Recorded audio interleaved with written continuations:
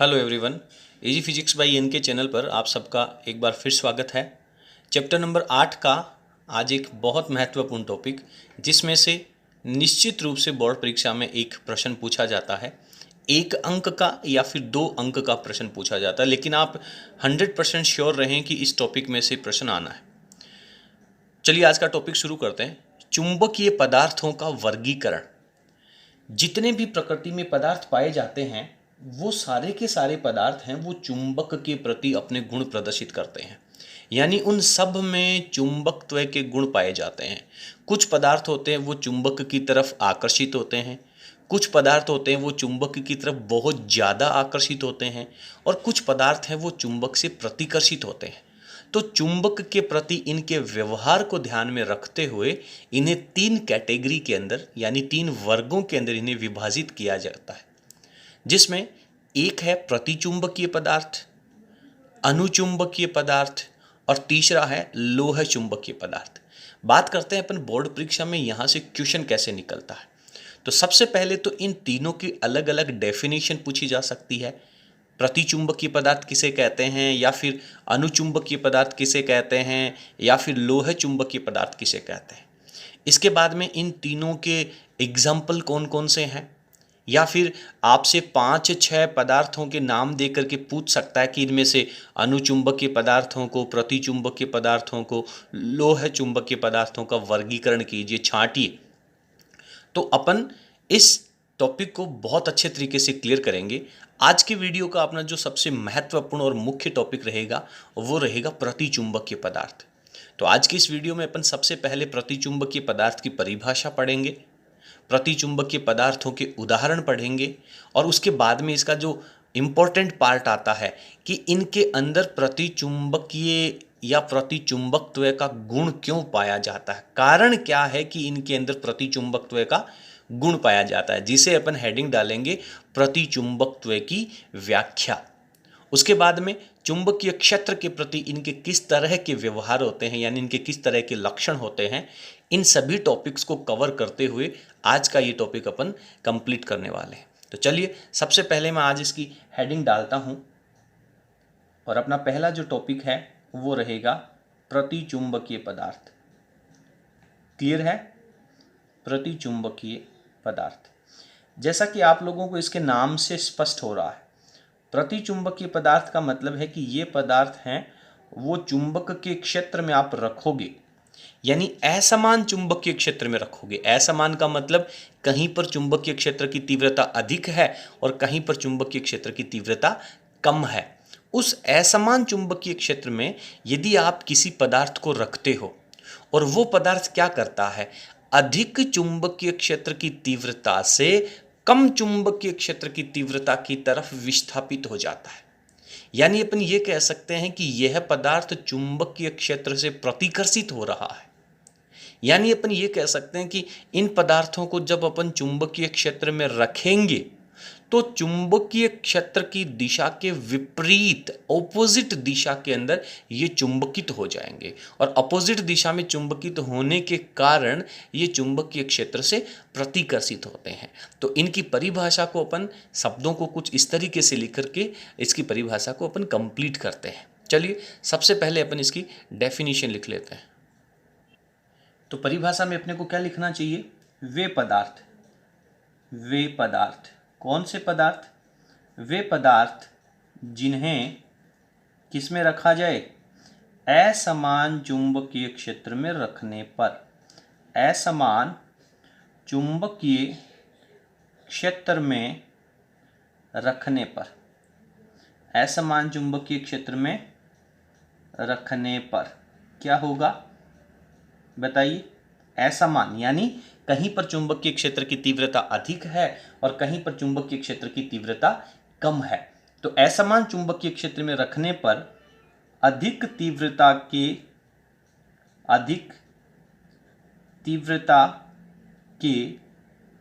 भाग से कम तीव्रता के भाग की ओर, कम तीव्रता के भाग की ओर क्या हो जाते हैं? भाग की ओर विस्थापित हो जाते हैं, चले जाते हैं, कम तीव्रता के भाग की ओर विस्थापित हो जाते हैं। यानी क्या हुआ, चुंबकीय क्षेत्र से प्रतिकर्षित होते हैं। क्या लिख सकते हैं, अर्थात चुंबकीय क्षेत्र से क्या होते हैं, प्रतिकर्षित होते हैं। चुंबकीय क्षेत्र से प्रतिकर्षित होते हैं। चलिए, प्रतिकर्षित होते हैं और क्या होगा, क्या लिख सकते हैं, यानी चुंबकीय क्षेत्र की, पूरी बात लिखनी है आप लोगों को, चुंबकीय क्षेत्र की दिशा के विपरीत दिशा में, चुंबकीय क्षेत्र की दिशा के विपरीत दिशा में क्या हो जाते हैं, चुंबकित हो जाते हैं, चुंबकित हो जाते हैं, चुंबकित हो जाते हैं। ठीक है, ये दोनों तीनों बातें हैं, जब अपन लिखेंगे तब जाकर के इसकी पूरी डेफिनेशन कंप्लीट होगी। वे पदार्थ जिन्हें असमान चुंबकीय क्षेत्र में रखने पर अधिक तीव्रता के भाग से कम तीव्रता के भाग की ओर विस्थापित होते हैं या विस्थापित हो जाते हैं। इसका मतलब क्या हुआ, अर्थात चुंबकीय क्षेत्र से प्रतिकर्षित होते हैं और चुंबकीय क्षेत्र की दिशा के विपरीत दिशा में चुंबकित हो जाते हैं। ये पदार्थ क्या कहलाते हैं, प्रतिचुंबकीय पदार्थ कहलाते हैं। प्रतिचुंबकीय पदार्थ कहलाते हैं। आप इनकी स्क्रीन को, वीडियो की स्क्रीन को पॉज करके और अच्छे तरीके से नोट्स लिख लें, साथ में अच्छे तरीके से समझते भी जाएं।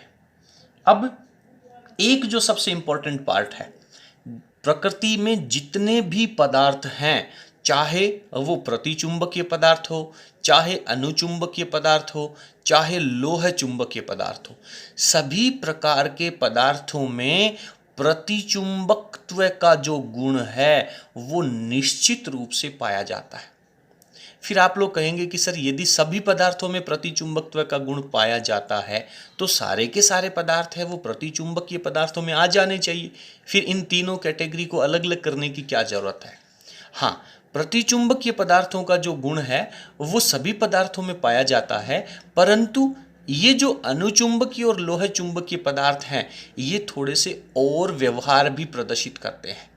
अपन व्याख्या करेंगे कि सभी प्रकार के पदार्थों में प्रतिचुंबकत्व का जो गुण है वो क्यों पाया जाता है, इसका रीजन भी अपन लिखेंगे। लेकिन यहाँ पे जो सबसे इंपॉर्टेंट प्रश्न है, मैं आप लोगों को बता दूं कि इवन नीट के एग्जाम में भी ये क्वेश्चन पूछा गया है कि वह कौन सा गुण है जो प्रकृति के सभी पदार्थों में पाया जाता है। नाम दे दिया जाता है यहाँ पे, प्रतिचुंबकीय पदार्थ या अनुचुंबकत्व का गुण या लोह चुंबकत्व का गुण। तो ये बात आप बहुत अच्छे तरीके से समझ लें, याद कर लें कि प्रतिचुंबकत्व का जो गुण है वो सभी प्रकार के पदार्थों में पाया जाता है। तो इसको मैं यहाँ पे थोड़ा इन्वर्टेड कोमा में लिख लेता हूँ, प्रतिचुंबकत्व का गुण, प्रतिचुंबकत्व का गुण सभी पदार्थों में पाया जाता है। ठीक है, सभी पदार्थों में पाया जाता है। अपन आगे चर्चा करेंगे क्यों पाया जाता है, लेकिन अभी के लिए आप इतना सा याद कर लें। ठीक है, सभी प्रकार के पदार्थों में प्रतिचुंबकत्व का गुण है वो पाया जाता है। अब अपन बात करते हैं कि ये जो प्रतिचुंबकत्व का गुण है, यानी जो प्रतिचुंबकीय पदार्थ हैं उसके उदाहरण क्या क्या हैं, कौन कौन से पदार्थों के अंदर मुख्य रूप से प्रतिचुंबकत्व का गुण पाया जाता है। वैसे तो अभी अपने यहाँ पे जो स्टेटमेंट लिखा है इसके अकॉर्डिंग सभी प्रकार के पदार्थों में प्रतिचुंबकत्व का गुण पाया जाता है, लेकिन वे कौन से पदार्थ हैं जो मुख्य रूप से केवल और केवल प्रतिचुंबकत्व का गुण ही प्रदर्शित करते हैं। तो यहाँ पे अपन लिखते हैं इसके उदाहरण, एग्जाम्पल्स। यानी अपन किसके उदाहरण लिखने जा रहे हैं, आप लोगों को ध्यान रखना है, प्रतिचुंबकीय पदार्थों के उदाहरण लिख रहे हैं। हर एक प्रकार के पदार्थों के उदाहरण हैं वो आप लोगों को याद रखने हैं। तो यहाँ पे अपन बात करते हैं प्रतिचुंबकीय पदार्थों में। तो जो सबसे याद करने की छोटी सी ट्रिक ये है कि जो अपने महंगे पदार्थ होते हैं, महंगे जो तत्व होते हैं सामान्य जीवन में जो अपन देखते हैं, वो आप लोगों की इस प्रतिचुंबकीय पदार्थों की कैटेगरी में आएंगे। जैसे सबसे पहले अपन बात करें सोना, तो जो गोल्ड होता है उसका अपन रासायनिक सूत्र लिख लेते हैं, रासायनिक संकेत लिख लेते हैं Au। इसके बाद में सिल्वर चांदी Ag। इसके बाद में चांदी से थोड़ा सा सस्ता कॉपर। इसके बाद में इससे थोड़ा और सस्ते में जाएं तो जिंक। तो ये 4 एग्जाम्पल हैं वो आप लोगों को यहाँ पे याद हो जाते हैं। इसके बाद में अपन बात करते हैं पारा Hg, ये भी आप लोगों के प्रतिचुंबकीय पदार्थों की कैटेगरी में आता है। तो ये जो 5 एग्जाम्पल हैं वो आप लोगों को बहुत आसानी से याद हो जाएंगे। सोना है, चांदी है, तांबा है, जिंक है और पारा है। इसके अलावा बिस्मिथ है, ये भी इसी कैटेगरी में आता है।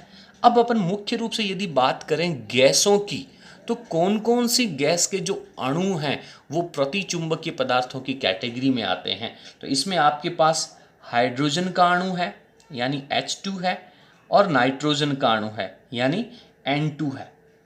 ठीक है, इस तरीके से अपन, और इसके अलावा और भी बहुत सारे एग्जाम्पल्स हैं, एटसेट्रा अपन यहाँ पे लगा देंगे।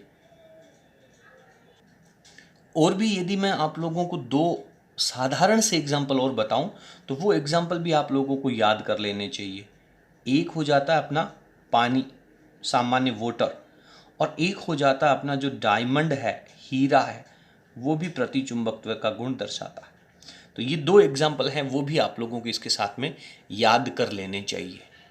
अब इसका जो सबसे इम्पोर्टेंट पार्ट है, जो परीक्षा में मुख्य रूप से पूछा जाता है, वो है कि ये जो गुण है जिसकी वजह से ये चुंबकीय क्षेत्र से प्रतिकर्षित होता है, जिसे अपन प्रतिचुंबकत्व का गुण कहते हैं, इस प्रतिचुंबकत्व के गुण उत्पन्न होने के पीछे कारण क्या है, रीजन क्या है, किस कारण से ये जो पदार्थ है वो प्रतिचुंबकत्व का गुण यानी चुंबकीय क्षेत्र के विपरीत दिशा में चुंबकित होते हैं। तो इस बात को अपन मुख्य रूप से समझते हैं। मैं थोड़ा सा स्क्रीन को आगे स्किप कर लेता हूं ताकि आप अच्छे तरीके से नोट्स लिख सकें।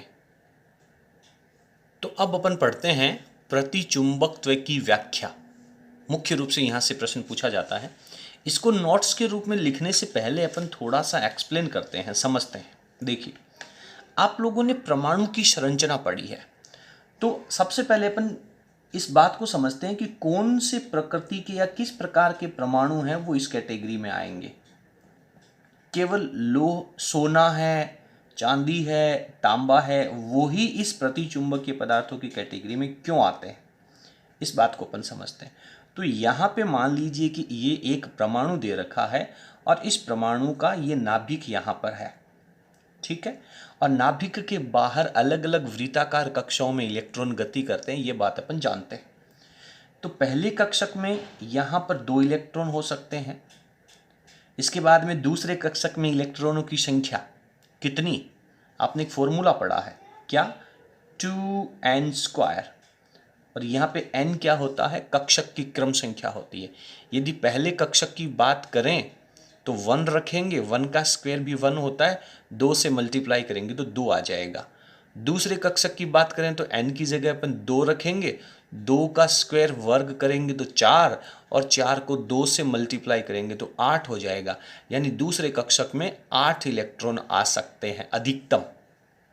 7 भी रह सकते हैं, 8 भी हो सकते हैं, पर 8 से ज़्यादा नहीं होंगे। यदि तीसरे कक्षक की बात करें तो n की जगह रखेंगे आप 3, और 3 का स्क्वायर करेंगे तो हो जाएगा 9, और 9 को 2 से मल्टीप्लाई करेंगे तो इसका बाहर का जो तीसरा कक्षक होगा उसमें 18 इलेक्ट्रॉन अधिकतम आ सकते हैं। ये बात अपन बहुत छोटी कक्षाओं में पढ़ के आते हैं, विशेष रूप से कक्षा 10 में अपन तैयार कर लेते हैं। अब क्या होगा कि इलेक्ट्रॉन जो होते हैं वो 2 तरह की गति करते हैं। एक होती है चक्रण गति और एक होती है घूर्णन गति, ठीक है, एक होती है घूर्णन गति। अब इसमें क्या होगा कि जो भी इलेक्ट्रॉन होंगे, यदि किसी परमाणु के अंदर इलेक्ट्रॉनों की संख्या है वो सम संख्या है, ये बात आप सबसे पहले अच्छे से समझ लें। सम संख्या में जो इलेक्ट्रॉन है, तो इलेक्ट्रॉनों की संख्या 2, 4, 6, 8 ये सारे सम संख्या में होंगे। तो समसंख्या के जो इलेक्ट्रॉन हैं वो एक दूसरे इलेक्ट्रॉन के साथ में अपना पेयर युग्म बना लेते हैं।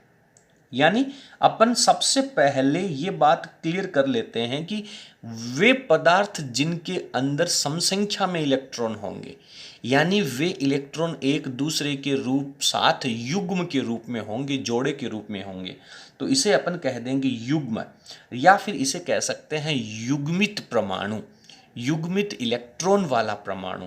तो प्रतिचुंबकीय पदार्थों में जो सबसे पहली स्थिति होती है वो युग्मित इलेक्ट्रॉन वाला परमाणु ही होता है। क्यों होता है आगे अपन पढ़ेंगे।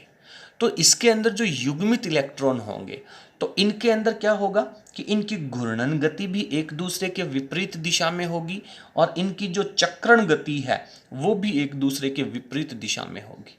और अपन किसी परमाणु के अंदर जो इलेक्ट्रॉन की कक्षीय गति है उसके कारण चुंबकीय आघूर्ण प्रेरित धारा उत्पन्न होती है, वो अपन पढ़ के आए हैं। लेकिन इनकी जो विपरीत घूर्णन है, चूंकि दो दो इलेक्ट्रॉन का पेयर है, दोनों एक दूसरे के विपरीत दिशा में घूर्णन करेंगे और विपरीत दिशा में चक्रण करेंगे, तो दोनों के कारण उत्पन्न होने वाला चुंबकीय आघूर्ण एक दूसरे के आघूर्ण को निरस्त कर देता है, यानी ये उदासीन रहते हैं। बाह्य चुंबकीय क्षेत्र की अनुपस्थिति में कहीं पर भी ये पदार्थ रखे होंगे तो ये उदासीन होंगे, यानी चुंबक के प्रति कोई भी व्यवहार प्रदर्शित नहीं करेंगे बाह्य चुंबकीय क्षेत्र की अनुपस्थिति में। क्लियर है। लेकिन जब इन पदार्थों को किसी चुंबकीय क्षेत्र में रख दिया जाता है, तो जैसे मान लीजिए यहाँ पे मैं एक चुंबकीय क्षेत्र ले लेता हूँ और आप बहुत अच्छे तरीके से जानते हैं कि सर क्रॉस का मतलब होता है पृष्ठ के तल के लंबवत अंदर की तरफ चुंबकीय क्षेत्र। इस तरीके से अंदर की तरफ चुंबकीय बल रेखाएं जा रही हैं, ऐसा कोई चुंबकीय क्षेत्र है। और वो जो चुंबकीय क्षेत्र है वो इस वृत्ताकार तल के लंबवत है, यानी वृत्ताकार तल के अंदर जो इलेक्ट्रॉन गति करेगा, चाहे वो इलेक्ट्रॉन इस दिशा में गति कर सकता है या दूसरी दिशा में। एक इलेक्ट्रॉन मैं बाह्य कक्षक का ले लेता हूँ, एक इलेक्ट्रॉन को मैं इस कक्षक का प्रदर्शित कर देता हूँ। तो ये दोनों इलेक्ट्रॉन है, मान लीजिए ये वाला इलेक्ट्रॉन इधर गति कर रहा है और ये इलेक्ट्रॉन है वो इसके विपरीत दिशा में चक्रण गति कर रहा है। ठीक है, तो अब क्या होगा, अपन बात एक ही कक्षक के इलेक्ट्रॉन की करेंगे, लेकिन आप लोगों को मैं यहाँ पे थोड़ा सा डायग्राम है वो अच्छा बन जाए इसलिए बात करता हूँ। तो इस इलेक्ट्रॉन के ऊपर, इलेक्ट्रॉन यानी आवेशित कण है, धनावेशित है या ऋणावेशित है, ऋणावेशित कण है। तो जब ये चुंबकीय क्षेत्र में गति करेगा, तो चैप्टर नंबर 7 में आपने बहुत अच्छे से पढ़ा है कि चुंबकीय क्षेत्र में जब कोई आवेशित कण गति करता है तो उसके ऊपर एक बल लगता है जिसे अपन चुंबकीय बल Fm कहते हैं, और फॉर्मूला होता है इसका Q V vector cross B vector. ठीक है, और वेक्टर हटाएंगे तो यहाँ पे साइन थीटा लग जाता है।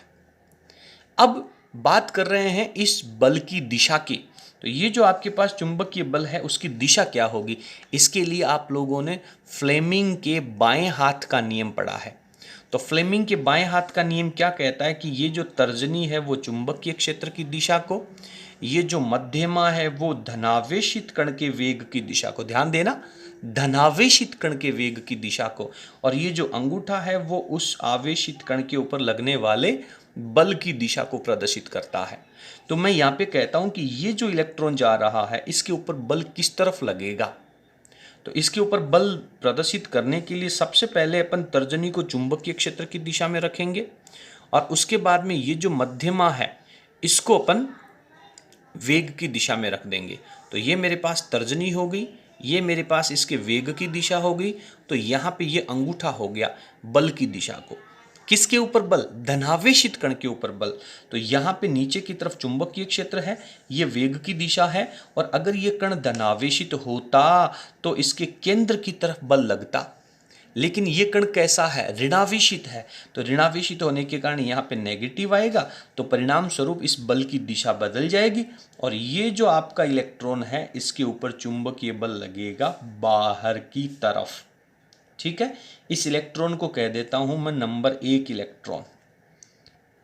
अब दूसरे इलेक्ट्रॉन की बात कर लेते हैं। तो दूसरे इलेक्ट्रॉन के ऊपर लगने वाले बल की दिशा निकालने के लिए वही फ्लेमिंग के बाएं हाथ का नियम। सबसे पहले आप लोग आपकी जो तर्जनी है जो चुंबकीय क्षेत्र की दिशा में है उसकी दिशा में रखेंगे। उसके बाद में जो मध्यमा है वेग की दिशा में उसकी दिशा में रखेंगे, और उसके बाद में अंगूठे की दिशा है वो बाहर की तरफ है। लेकिन बाहर कौन से कण के ऊपर?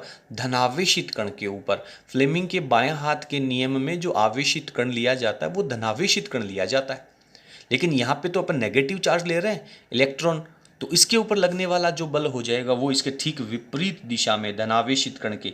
यानी अब की बार ये जो इलेक्ट्रॉन है जिसे मैं नंबर 2 कह देता हूं, इसके ऊपर लगने वाले बल की दिशा है वो अंदर की तरफ है। तो क्या होगा कि जब किसी चुंबकीय क्षेत्र में ऐसे परमाणु को जिसमें युग्मित इलेक्ट्रॉन हैं उनको जब आप बाह्य चुंबकीय क्षेत्र में रखेंगे तो इसके युग्म के जो दोनों इलेक्ट्रॉन हैं एक के ऊपर बाहर की तरफ और एक के ऊपर अंदर की तरफ बल लगेगा, और ये जो बल है वो इस आवेशित कण यानी इलेक्ट्रॉन के कोणीय वेग को परिवर्तित कर देगा। पहले इन दोनों का कोणीय वेग क्या था?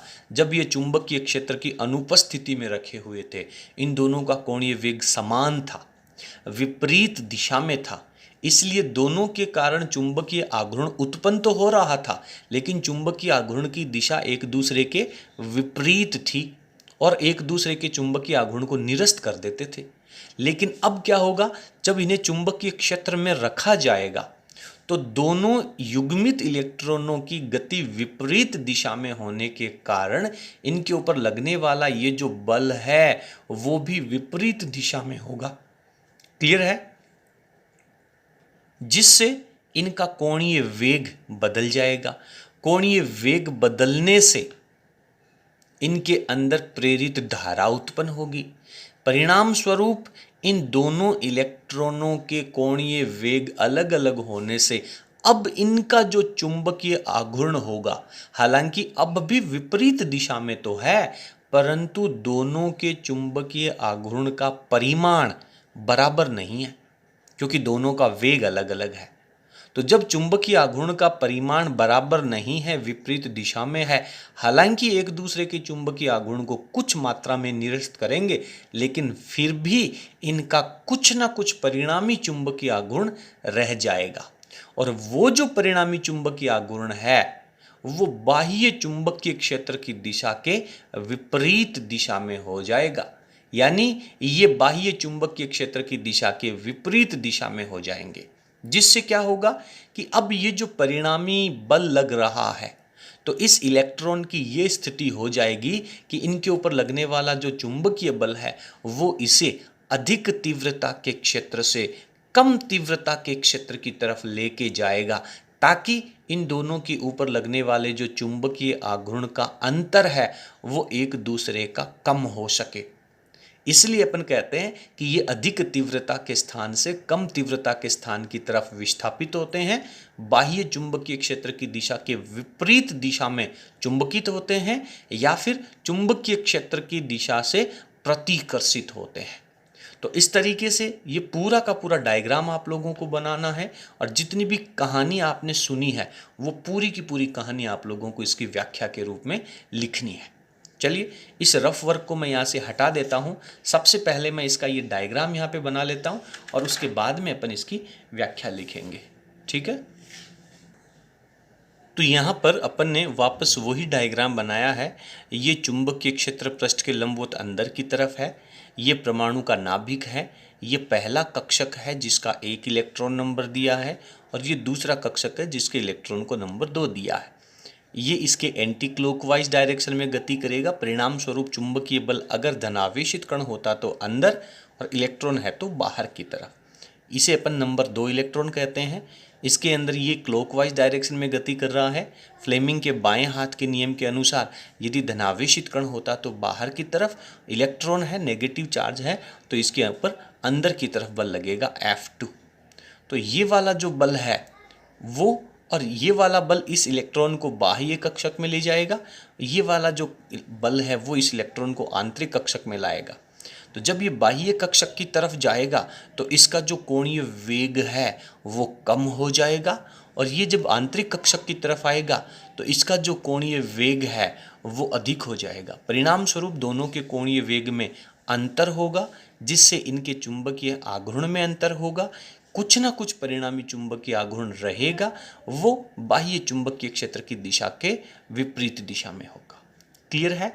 अब मैं वीडियो की स्क्रीन को रोक करके और अच्छे तरीके से इसके नोट्स को भी लिख लेता हूँ, ताकि अपना थोड़ा सा समय बचेगा, फिर अपन दोबारा एक्सप्लेन कर देंगे। तो आप इसकी स्क्रीन को पॉज करके ये जो पैराग्राफ है वो लिख सकते हैं।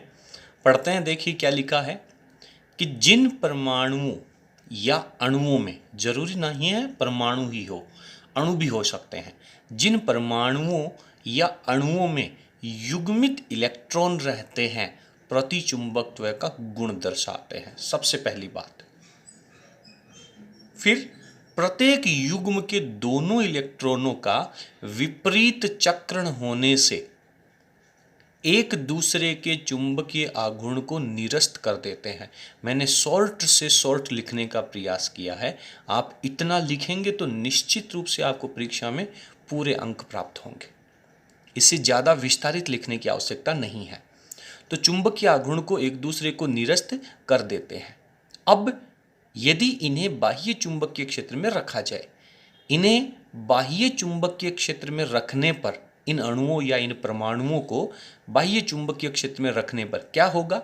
युग्मित इलेक्ट्रॉनों पर, एक युग्म के इलेक्ट्रॉन की ही बात कर रहे हैं अपन, एक युग्म के दोनों इलेक्ट्रॉन पर, युग्मित इलेक्ट्रॉनों पर चुंबकीय बल जो है वो विपरीत दिशा में लगता है। समझाने की जरूरत नहीं है कि कौन से के ऊपर अंदर की तरफ, कौन से के ऊपर बाहर की तरफ। आपको ये बात समझ में आनी चाहिए और फील होना चाहिए। जैसे ही प्रतिचुंबकत्व का नाम लिया जाए, आपके दिमाग में ये पूरा डायग्राम बने और एक क्लिक के अंदर ये पूरा पैराग्राफ आना चाहिए। तो दोनों इलेक्ट्रॉनों पर या फिर युग्मित इलेक्ट्रॉनों पर चुंबकीय बल है वो विपरीत दिशा में लगता है, जिससे इनका कोणीय वेग, अब अपन बात कर लेते हैं किसका? इलेक्ट्रॉन 1 व इलेक्ट्रॉन 2 का। पहले इलेक्ट्रॉन का जिसके ऊपर बाहर की तरफ चुंबकीय बल लग रहा है, दूसरे इलेक्ट्रॉन का जिस पे अंदर की तरफ चुंबकीय बल लग रहा है। तो पहले बाहर वाले बल की तरफ क्रमशः कम व अधिक हो जाता है, यानी आप ये कह सकते हैं कि दोनों के कोणीय वेग में परिवर्तन हो जाता है। ये क्लियर करने की आवश्यकता नहीं है, फिर भी लिख दें। दोनों का कोणीय वेग है, एक का कम और एक का अधिक हो जाता है। कोणीय वेग कम ज़्यादा होने से क्या होगा? जिससे परिणामी चुंबकीय आघूर्ण प्रेरित होता है। दोनों का परिणाम जो चुंबकीय आघूर्ण है अब वो अलग अलग परिमाण का हो जाएगा, विपरीत दिशा में होगा, तो कोई ना कोई अंतर तो उनमें जरूर आएगा। तो परिणामी चुंबकीय आघूर्ण प्रेरित होता है, और ये जो चुंबकीय आघूर्ण रिजल्ट के रूप में मिल रहा है, जिसकी दिशा बाह्य चुंबकीय क्षेत्र के विपरीत होती है। इस वजह से युग्मित इलेक्ट्रॉन वाले अणुओं में या फिर परमाणुओं में प्रतिचुंबकत्व का गुण पाया जाता है। तो इतनी व्याख्या आप इस पैराग्राफ के साथ करेंगे तो प्रतिचुंबकत्व की व्याख्या का जो टॉपिक है वो अपना यहाँ पे कंप्लीट हो जाएगा। अब अपन चुंबकीय क्षेत्र के प्रति इनके व्यवहार कैसे हैं उनको भी समझते हैं। आगे चलते हैं। अब अपन ये जो प्रतिचुंबकीय पदार्थ हैं इनकी कुछ और विशेष बातें हैं जिनके बारे में अपन चर्चा करते हैं। कई बार यहाँ से बहुत छोटे प्रश्न पूछ लिए जाते हैं। सबसे पहले अपन बात करते हैं कि जब प्रतिचुंबकीय पदार्थों का टेम्परेचर कम किया जाएगा, केवल प्रतिचुंबकीय पदार्थों के अंदर यदि इनका टेम्परेचर कम किया जाएगा, मैं सांकेतिक भाषा के रूप में लिखूंगा, यदि इनका टेम्परेचर कम किया जाए तो इनकी जो चालकता है वो बहुत ज़्यादा बढ़ जाती है। यानी कि इनका जो प्रतिरोध है उसकी अपन बात करते हैं। ये पदार्थ होते हैं वो चालक पदार्थ होते हैं। सबसे पहले आप लोगों ने चालक पदार्थों के प्रतिरोध के ऊपर टेम्परेचर का प्रभाव पड़ा होगा। चैप्टर नंबर 5 में आपने बहुत अच्छे से पढ़ा है कि चालक पदार्थों का टेम्परेचर कम करने पर चालकता बढ़ती है, और वहाँ पे आपने अति चालकता की परिभाषा पढ़ी है। अति चालकता को अपन थोड़ा सा यहाँ पे समझते हैं, लेकिन इसकी जो विस्तृत और अच्छी डेफिनेशन है वो चैप्टर नंबर 5 के नोट्स के अंदर, वीडियोज़ के अंदर आपको मिल जाएगी। तो अतिचालक पदार्थों का यानी वे पदार्थ जिनके अंदर युग्मित इलेक्ट्रॉन पाए जाते हैं, उनका जब टेम्परेचर कम किया जाता है तो उनका प्रतिरोध भी कम होता जाता है और इनकी चालकता है वो बहुत ज़्यादा बढ़ जाती है। और एक विशेष परिस्थिति ऐसी आती है जिस टेम्परेचर के ऊपर, जिस न्यूनतम ताप के ऊपर इसका प्रतिरोध है वो लगभग ज़ीरो हो जाता है, उसे अपन अतिचालकता की स्थिति कहते हैं। और वो जो टेम्परेचर है जिसके ऊपर इसका प्रतिरोध ज़ीरो हो जाता है उसे अपन इसका क्रांतिक ताप कहते हैं। चैप्टर नंबर 5 में आप लोगों को लिखा हुआ मिल जाएगा। पारे के लिए यदि अपन टेम्परेचर की बात करें तो 4.2 केल्विन के ऊपर, 4.2 केल्विन का टेम्परेचर यदि पारे का कर दिया जाए तो पारा एक चालक पदार्थ है, उसका प्रतिरोध लगभग ज़ीरो हो जाएगा और उसकी चालकता अनंत हो जाएगी। तो ये अति चालकता की परिभाषा आप लोगों को वहाँ पर मिल जाएगी। ठीक है, इसके बाद में आता है माइसनर प्रभाव क्या है।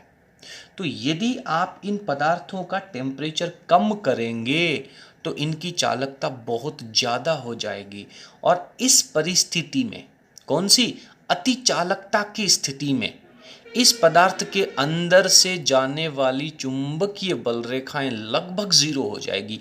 यानी इस पदार्थ के अंदर चुंबकीय क्षेत्र का मान ज़ीरो हो जाएगा।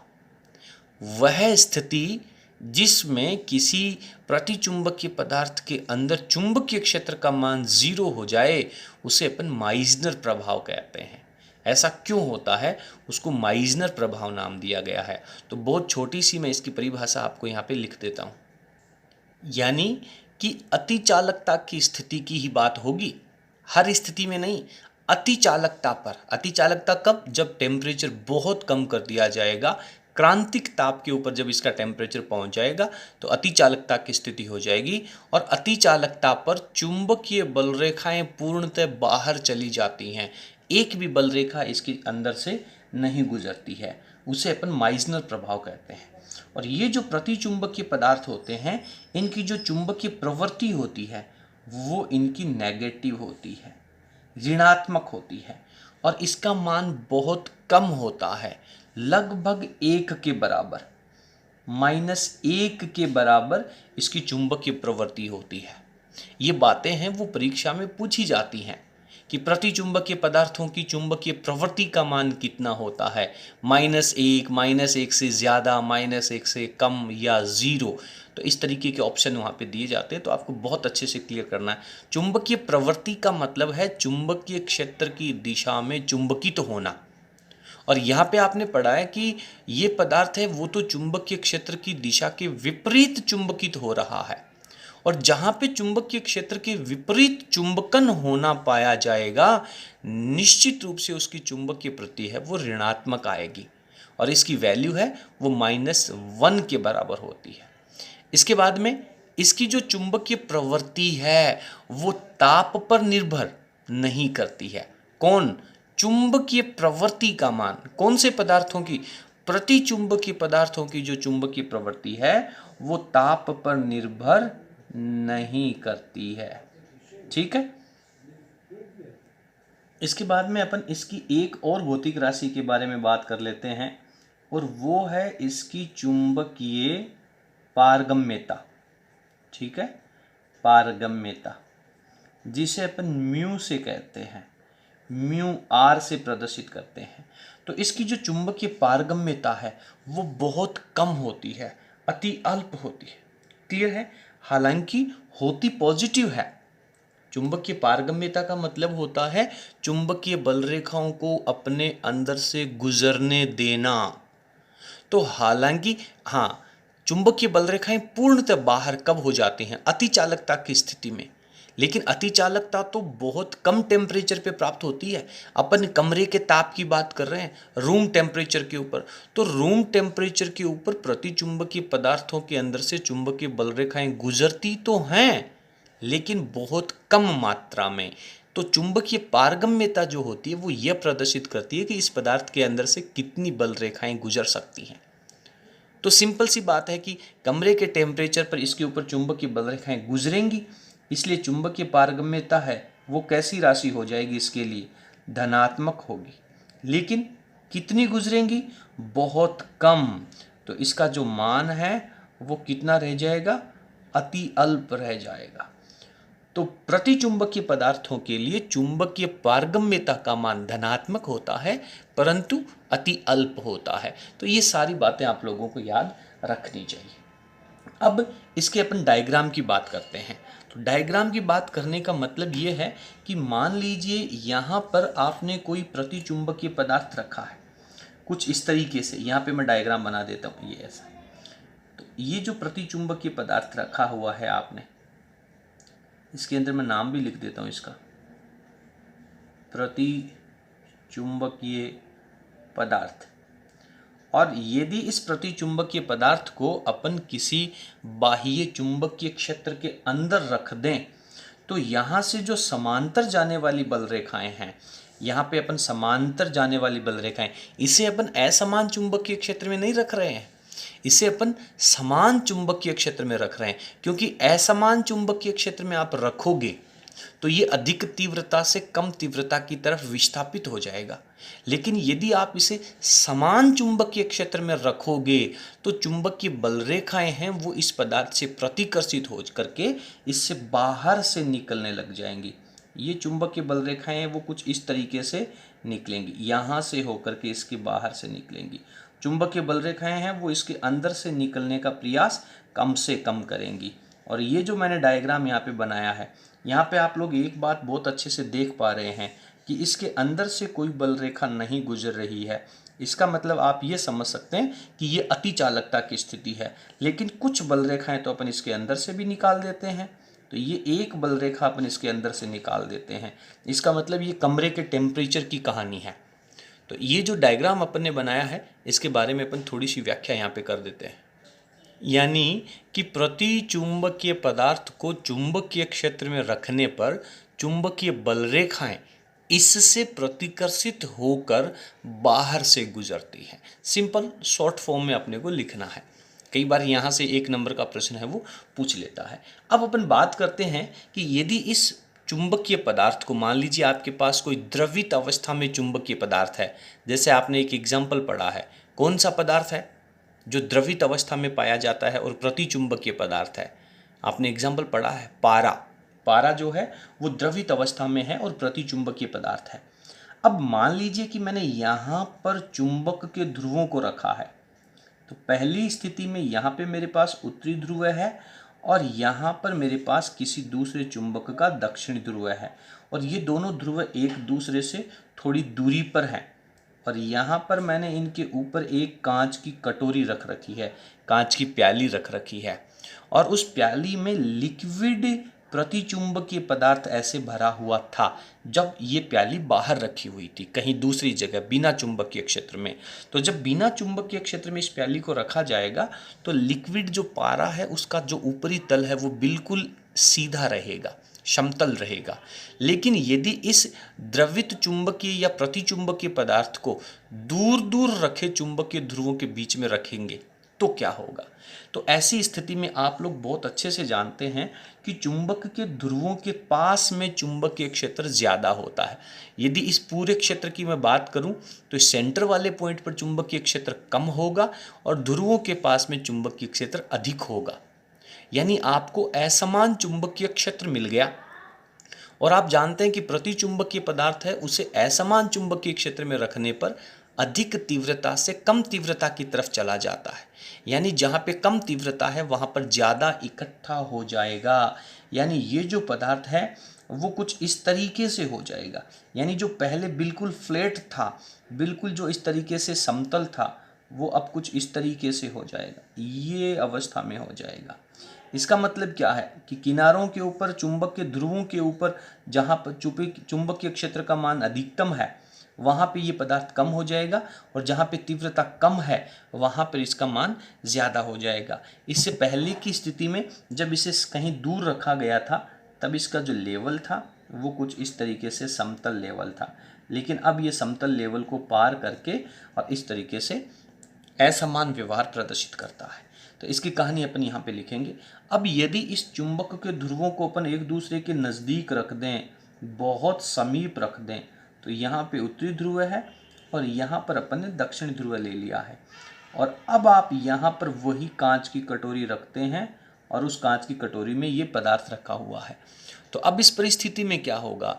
अब इस परिस्थिति में इन दोनों ध्रुवों को जब आप समीप रखेंगे तो इनके बीच में चुंबकीय क्षेत्र की जो तीव्रता है वो ज़्यादा हो जाएगी और इस चुंबक के ध्रुवों के यहाँ साइड में चुंबकीय क्षेत्र की तीव्रता है वो कम हो जाएगी और ये पदार्थ तो कम तीव्रता की तरफ चलेगा। इसका मतलब ये जो है वो किनारों के ऊपर से ऊपर उठ जाएगा और जहाँ पे चुंबकीय क्षेत्र की तीव्रता ज़्यादा है बीच में, वहाँ पर इसकी मात्रा कम हो जाएगी और ये कुछ इस तरीके से अपना व्यवहार प्रदर्शित करता है। क्लियर है? क्योंकि बीच में चुंबकीय क्षेत्र की तीव्रता ज़्यादा है, वहाँ पे इसका मान कम हो जाएगा और बाहर की तरफ चुंबकीय क्षेत्र की तीव्रता कम है, इसलिए ये कम तीव्रता की तरफ विस्थापित हो जाएगा। तो इन दोनों डायग्राम के बारे में अपन यहाँ पे नोट लिख लेते हैं। तो यहाँ पे अपन ने लिखा है कि दूर रखे चुंबकीय ध्रुवों पर प्रतिचुंबकीय पदार्थ, द्रव अवस्था में प्रतिचुंबकीय पदार्थ रखने पर बीच से ऊपर उठ जाता है। आपको सिंपल इसका व्यवहार बताना है कि कैसा होगा, क्यों होगा, ये कारण नहीं लिखना है, ये कारण अपने को अपने पास समझना है। स्पष्टीकरण कभी पूछा नहीं जाता, लेकिन अपने को पता होना चाहिए कि बीच में चुंबकीय क्षेत्र की तीव्रता कम है और इसलिए ये बीच में से ऊपर उठ जाता है। और यदि चुंबकीय ध्रुवों को समीप रखें, ध्रुवों को पास रखने पर द्रव्य बीच से नीचे की तरफ दब जाता है। तो इसका व्यवहार कैसा है ये आपको याद होना चाहिए और क्यों है वो भी अपने को पता होना चाहिए, लेकिन इतना लिखना सफिशिएंट है। तो इसके साथ ही अपना जो प्रतिचुंबकीय पदार्थों का टॉपिक था, परिभाषा है, उदाहरण है, प्रतिचुंबकत्व की व्याख्या है और विशेष नोट हैं, वो यहाँ पे कंप्लीट हो जाते हैं। इसके साथ ही आप लोगों का जो प्रतिचुंबकीय पदार्थ का टॉपिक है, इसमें से ऐसा एक भी प्रश्न नहीं है जो आप लोगों ने इसमें ना लिखा हो और बोर्ड परीक्षा में आ जाए। तो आप इन नोट्स को बहुत अच्छे तरीके से लिखें, याद करें, तैयार करें।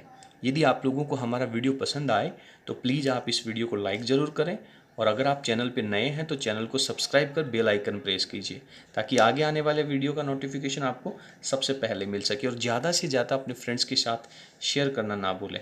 बहुत बहुत धन्यवाद। Thank you.